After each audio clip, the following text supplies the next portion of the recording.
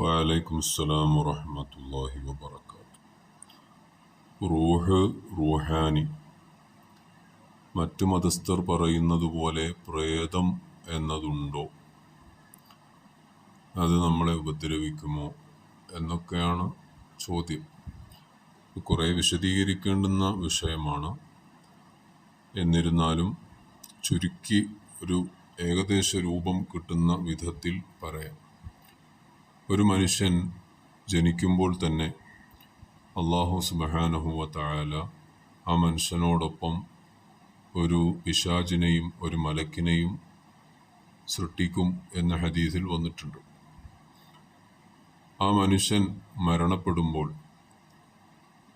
അതായത് ശരീരത്തിൽ നിന്നും ആത്മാവ് വേർപ്പെടുമ്പോൾ, ഈ ആത്മാവിനെയാണ് റൂഹ് എന്ന് പറയുക.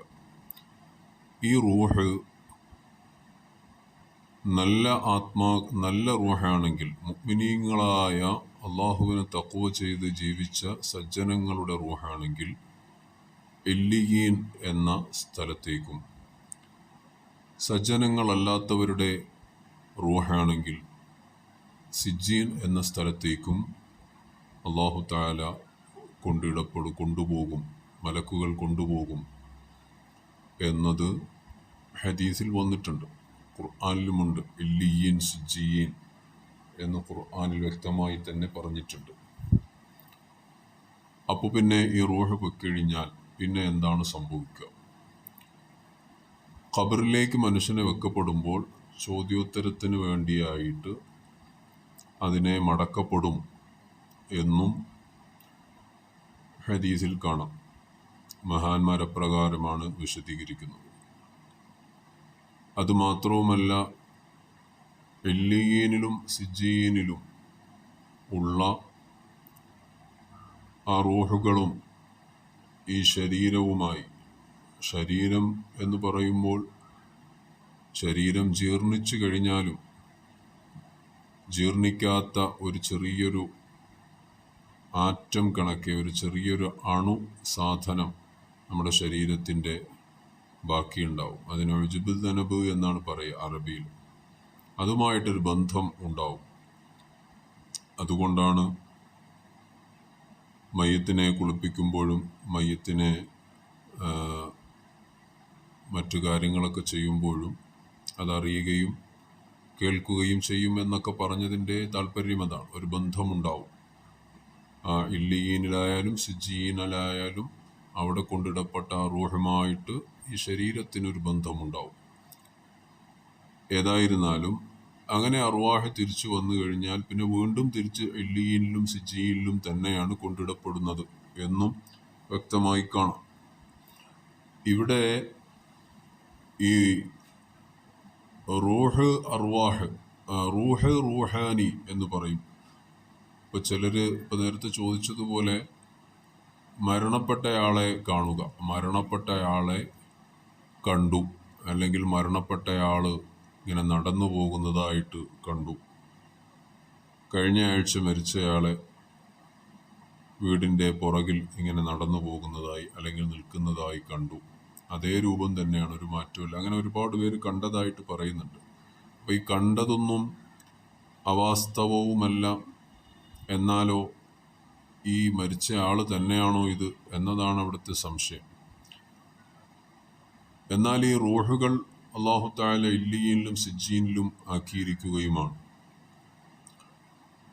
കൂട്ടത്തിൽ വേറൊരു കാര്യം പറയാനുള്ളത്, മഹാന്മാരുടെയും മുഅ്മിനീങ്ങളായ ആളുകളുടെയും അർവാഹുകളാവുമ്പോൾ അല്ലാഹു തആല അതിന് സ്വാതന്ത്ര്യം നൽകും. അതുകൊണ്ടാണ് മഹാന്മാരും ഔലിയാക്കന്മാരും അവരുടെ അർവാഹുകൾ വന്ന് സഹായിക്കുന്നതും അവരുടെ അർവാഹുകളുടെ പ്രത്യേകമായ സഹായം മറ്റുള്ളവർക്ക് ലഭിക്കുന്നതുമൊക്കെ. അത് ഉപദ്രവത്തിന് വേണ്ടിയല്ല, അത് സഹായത്തിന് വേണ്ടിയാണ്.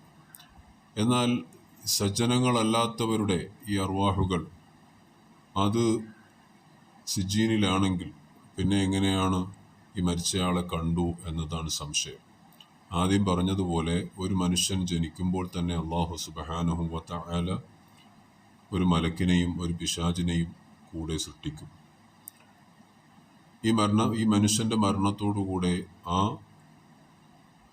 മലക്ക് എന്ന് പറഞ്ഞാൽ ശുദ്ധ പ്രകൃതമാണ്. അള്ളാഹു സുബ്ഹാനഹു വ തആല നൽകിയ ദൗത്യം പൂർത്തിയായതായി ആ മലക്ക് ഒഴിഞ്ഞു മാറുന്നതാണ്.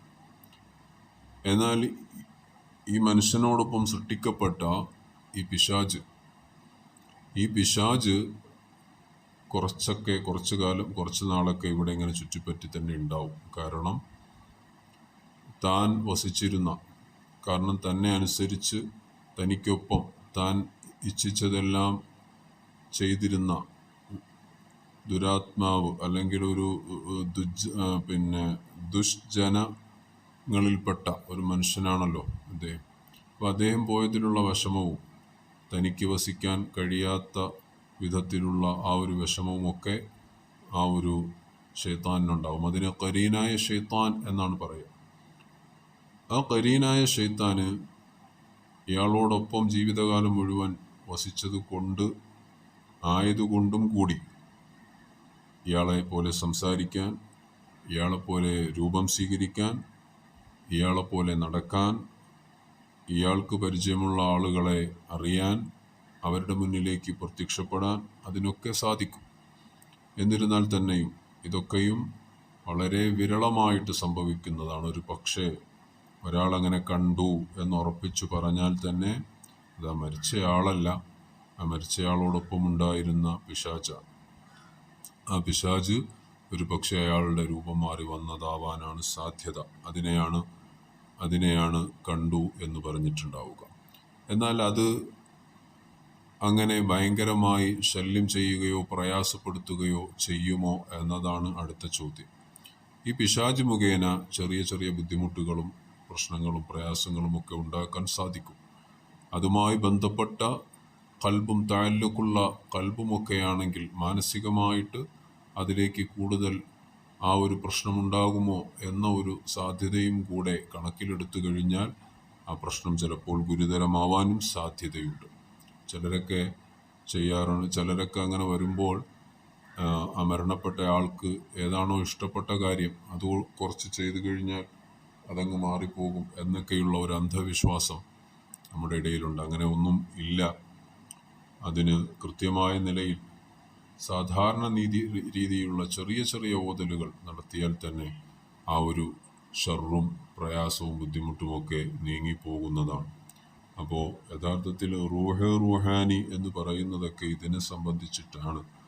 അല്ലാതെ പ്രേതം എന്ന് പറയുന്ന മറ്റു മതവിശ്വാസങ്ങളിലുള്ളതുപോലെ ഗതി കിട്ടാതെ അലയുന്ന ആത്മാവ് അല്ലെങ്കിൽ മോക്ഷം ലഭിക്കാത്ത ആത്മാവ് ഇവിടെ ഇങ്ങനെ ചുറ്റിത്തിരിഞ്ഞുകൊണ്ടേ നടക്കും എന്നുള്ള ആ ഒരു കോൺസെപ്റ്റ്, ആ ഒരു ചിന്താഗതി വിശുദ്ധമായ ഇസ്ലാമിലില്ല, യഥാർത്ഥത്തിലും അങ്ങനെയില്ല എന്നതാണ്.